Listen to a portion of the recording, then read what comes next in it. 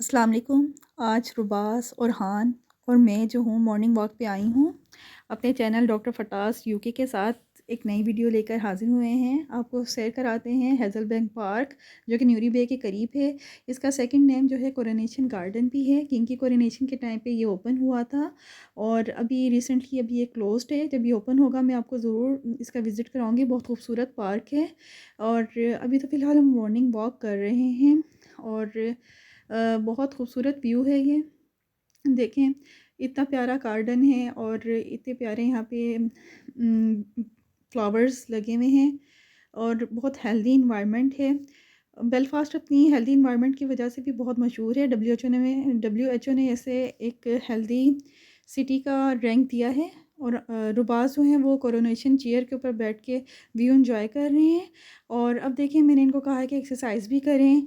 जब इतना खूबसूरत व्यू हो और एक्सरसाइज मशीन भी हो तो किसका दिल नहीं चाहता है कि वो एक्सरसाइज करें। और क्योंकि हेल्थ इज़ वेल्थ और ब्लड सर्कुलेशन में इजाफा होगा और ग्रीनरी को देखने से वैसे भी इंटेलिजेंसी बढ़ती है और माइंड जो है वो रिफ़्रेश होता है, स्ट्रेस जो है वो ख़त्म होती है।